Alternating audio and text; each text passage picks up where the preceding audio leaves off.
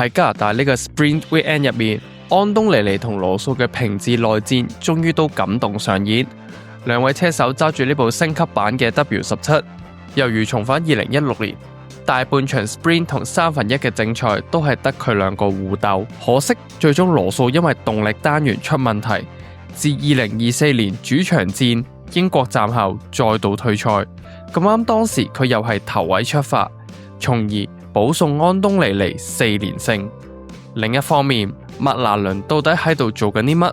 原本星期5、6一直都能夠位居於平治之後，正賽3、4出發，基本上只要穩穩陣陣，隨時兩部車上頒獎台都唔係問題。但策略組偏偏決定用一個異於常人嘅戰術，而令雙車再次0分收場。平治內鬥原來對上一次都已經係足足10年前，不過相信大家都仲記憶猶新。處境其實同今年有啲似，平治同樣擁有住場上面最快嘅引擎同賽車，年輕車手組合，但比起當年咸美頓同羅斯堡鬥到由好兄弟變仇人，試過幾次一齊攬炒，今場羅素同安東尼尼其實都只係碎了一單。兩位車手啲攻防都係比較柔，嗰啲衝咗出去鏟晒草咁樣，都只係車手嘅犯錯。首先喺星期5嘅衝刺排位同星期6嘅排位賽之中，羅素連續2次以0.068秒之差壓過安東尼尼，兩度奪得頭位。當其時佢仲好風騷咁樣講：Nice work, nice work. Yes! Wow! 喺艱難嘅邁阿密之後，嚟到呢度嘅感覺真係好正，但我從來都冇懷疑過自己。我知道自己可以做啲乜，同埋應該做啲乜。從呢兩幅 data 圖可見，羅素同安東尼尼唯一嘅分水嶺係喺過彎速度上。羅素喺大部分嘅彎路，往往都可以以更高嘅速度過彎，而呢0.068秒，亦都係因為咁樣而出現。去到星期6嘅衝刺賽入面，兩位車手由頭排出發，少有地由一個冇跌位嘅起步，然後去到第6圈就正式為我哋開展平治內鬥。安東尼尼先喺1號彎前抽油，能夠同羅素並排一齊入彎，但佢係喺呢度俾佢夾咗一夾，逼咗出去鏟草，然後喺8號彎前抽內線再次發動進攻，但呢次因為太遲剎車，鎖死咗左頭胎，又再鏟草，從而跌埋個位俾 Lando。由於佢喺呢度已經上晒頭，最後都冇辦法再發動攻勢，只能夠以第3完成比賽。呢個一定係5秒判罰。啱啱大家並排倒後鏡對倒後鏡，算啦，保持冷靜，專注喺前面。好，嗱 Kimi， 我哋將個節奏帶翻嚟先，專注喺 Norris 身上，專注喺你嘅駕駛上面。我唔理啊，係佢逼我出去。Kimi， 專注係你嘅駕駛，而唔係無線電。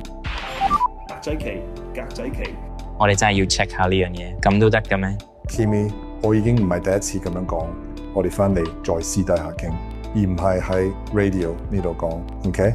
8號彎呢下係犯錯就唔需要多講啦，但反而1號彎呢度就幾值得我哋一睇。安東尼尼係因為自己抵唔住壓力先走咗出去，逐格睇翻，事實上喺出尾彎前佢已經黐到埋去羅素個車尾度，並且係喺終點大直路可以食埋尾流，再到直路尾 Apex 前抽油向左邊嘅羅素進行施壓。喺度可以見到安東尼尼其實不知幾醒，佢係向左逼之前特登揀咗條外線入彎，留咗極為充足嘅空間俾羅素同佢走賽例爭路權。因為根據 FIA 現行規則，喺外線爬頭下，只要進攻方喺剎車區前頭胎已經同防守方嘅倒後鏡並排，咁防守方就有義務留翻充足嘅空間俾進攻方。而 Kimi 嘅頭胎喺 Apex 前就正正同羅素嘅倒後鏡並排，不過羅素反而就繼續喺1號彎裏面向右推，未有留有足夠嘅空間俾自己隊友。如果換轉唔係自己隊，呢度好有可能已經罰咗。FIA 又唔罰，車隊又冇理由叫羅素讓翻。雖然話就話俾人逼咗出去，但你又未爬到人頭，所以都解釋到 Kimi 仔點解咁嬲。我唔認為自己做錯咗啲咩，而且賽會都冇對我嘅行為進行調查，所以我諗賽會同裁判都係持相同嘅睇法，但我都要翻去睇一睇。加上作為隊友，我哋嘅原則一直都係激烈而公平地競爭，並避免發生碰撞。我當時對 Kimi 嘅防守並冇比手 Lando 更加強硬。好明顯，當你俾人逼咗出賽道，或者係對方冇留有足夠空間嗰陣，你會覺得好嬲。而家所有媒體就好似想將呢件事誇大到好似星球大戰咁，但佢第一次覺得不滿，其實都還可以接受。第二次我能夠理解，但當超過3次仲不斷喺度投訴，咁就真係唔係咁好。至於正賽方面，同樣精彩。今次兩位車手再一次由頭排出發，安東尼尼憑住一個更加好嘅起步，先 KO 羅素，再到第6圈尾彎前嘅直路，羅素抽咗線過返安東尼尼，然後 Kimi 仔太遲剎車就直射咗出去 Cut Corner。之後幾圈好似鬥到好激烈、好緊湊咁，但其實真正有名次改變要去到第12圈，因為羅素喺10號彎 lock up 走咗出賽道，安東尼尼成功重返頭位，但喺幾秒鐘之後，羅素又可以再次喺直路上搞掂返佢。到第17圈，羅素又喺10號彎鎖死，被安東尼尼追到並排，但佢又再次可以守得住，直到第22圈，安東尼尼今次真係可以喺10號彎後嘅直路上解決羅素。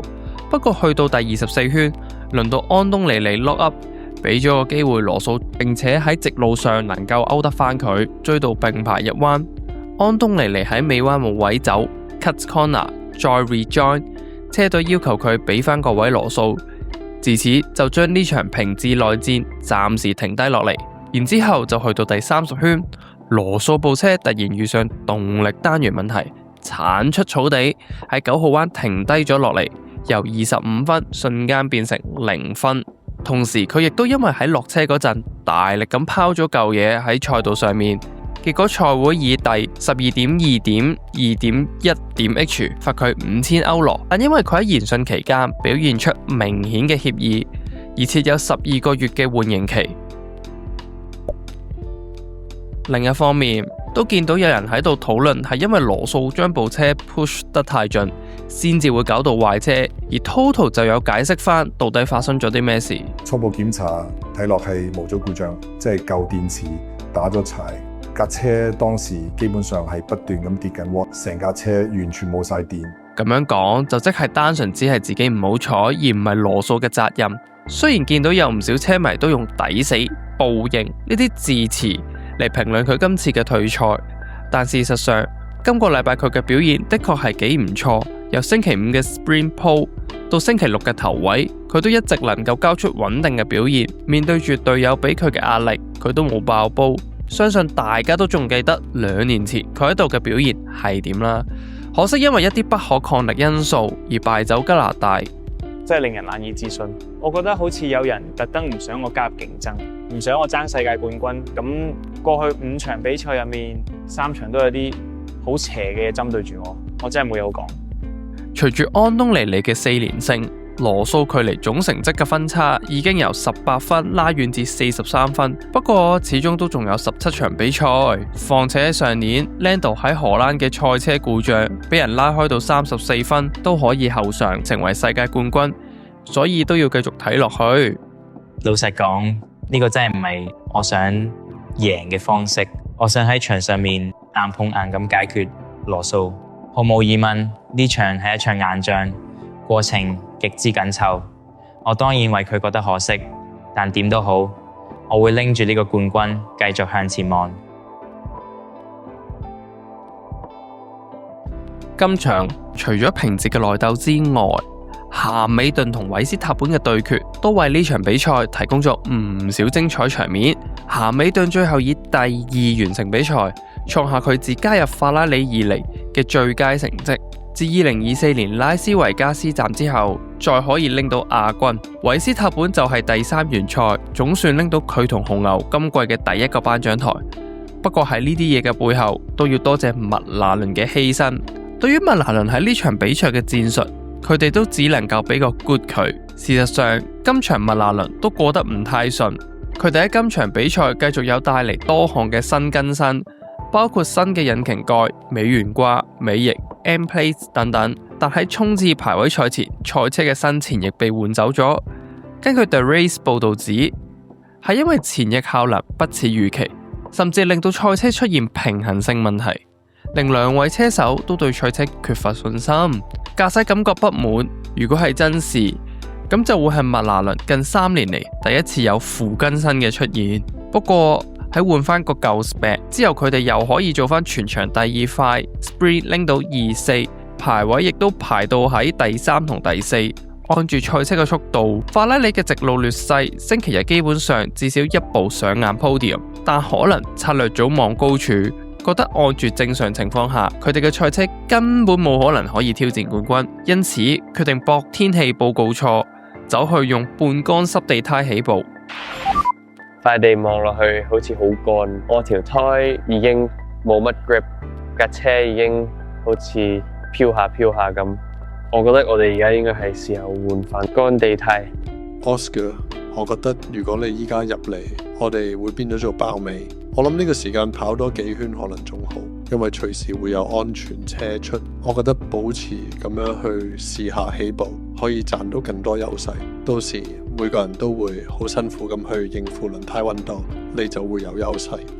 而最終當然係失敗收場啦。雖然係起步一刻 Lando 的確可以憑住2步平治，又再有一個唔掂嘅起步，走咗上嚟頭位，但雨就冇落，塊地又越嚟越乾，恐怕都只會得不償失。然而最終喺第1圈同第2圈尾，分別叫 Oscar 同 Lando 換翻乾地胎，變相要一胎跑足60幾個圈。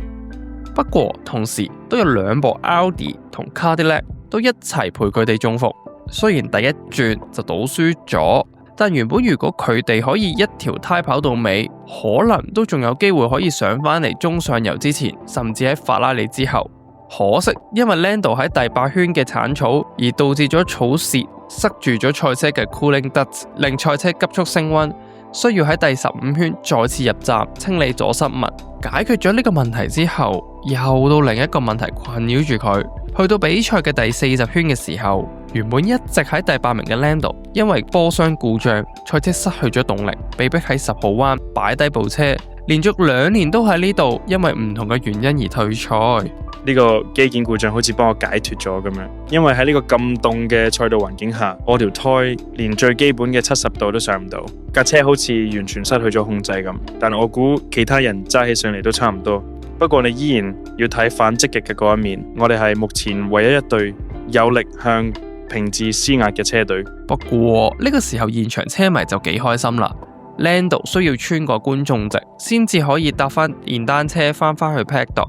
另一邊廂，奧斯卡亦都喺10號彎呢度鎖死右頭胎，直接撞走咗艾邦，累到人哋退賽，而比賽會罰咗10秒，兼前翼出現損毀，要喺第16圈再度入站，然後51圈因為 Checo 甩嘢而出 VSC， 喺得分邊緣嘅奧斯卡都順便入嚟，罰埋嗰10秒，再換條新胎盡量追，最後以落後第10名29秒，第11名衝線。麥拿倫今年5場比賽第2次0分收場。至於賽後2位車手同埋領隊嘅評論都係大致相同。Andrea Stella 就咁樣講：你要知道起步前5分鐘就要裝好條胎。咁講即係喺操作上，我哋要提早到7分鐘前就要做決定。就我哋咁睇，當時條路真係好跣。就算平時喺乾地下，想維持條胎嘅溫度都已經好難，何況當時地面又跣又落緊毛毛雨，所以喺要落決定嘅一刻，我哋覺得呢條落胎係最啱嘅。邊估到場雨停得咁快，同埋仲有 Lindblad 部車出問題，又拖咗5分鐘。呢個係大家一齊決定嘅，我係其中一個贊成用呢條胎嘅人。喺播完國歌到上車之間，地面明顯濕咗好多，所以我當時覺得如果可以令條路邊胎盡快升到1，應該會快啲。可惜結果原來係一個錯嘅策略。我當時純粹係多好多抓地力，就係咁簡單。老實講，呢個證明咗平治一開始係有幾咁跣。我行完一圈就拉開咗2秒距離，所以當時揀呢條胎絕對唔係蠢嘅選擇，只不過賽道乾得太快。如果當時雨水多反1%，或者周圍多幾陣毛毛雨，個局勢就會對我哋有利好多。雖然聽落去好似好有道理咁，但其實問題係佢哋有冇需要咁搏呢？Audi、Cadillac 呢啲本身已經喺中下游嘅就話啫，就當好似佢哋咁講，條賽道好跣，但就算跣都係大家一齊跣，你都應該可以保住呢個3、4位，反而冒住咁大風險走去用半乾濕胎，賭得大贏得大。係，當真係俾你賭贏起步嗰陣，跣到死，有機會可以包攬 1-2，但調翻轉賭輸咗，最壞嘅情況唔係就係好似今次咁，冇賺到任何嘅優勢，又要提早咁多入去換多次胎，跟住棘住喺中下游，一路食住 dirty air， 又會有機會好似奧斯卡咁多車塞埋一齊，犯錯就好易發生意外。所以麥拿倫都真係要諗下呢個策略到底有冇必要？事實上佢哋已經唔係第一次係咁樣，上年 Monza 卡塔爾站都受過唔少嘅教訓，再經過埋今次嘅輸清光，相信策略組日後都會醒定啲。今場之後嘅2個禮拜內， FIA 就會正式公布第一輪 ADUO 嘅結果。到底最終紅牛係咪真係唔符合資格？法拉利又係咪可以通過呢個機制額外授權嘅換引擎機會，從而翻身呢？同時下一場摩納哥翻返去呢類極之講求過彎靈活嘅高壓力場，法拉利係咪總算可以威翻次？陸克萊又係咪可以再喺家鄉奪冠？就即管睇落去啦。今條片就嚟到呢度啦。大家又對於呢場好似發生咗好多事嘅比賽有啲咩睇法呢？歡迎留言討論。最後喺未來嘅2場比賽，因為冇辦法抽到咁多時間，所以將會暫停 IG 同 YouTube 呢邊賽後片嘅更新，換一個方式喺比賽之後嘅星期一，以直播嘅形式同大家睇翻嗰一場比賽。希望到時大家都會捧場啦。多謝大家收睇，我哋之後再見啦，拜拜。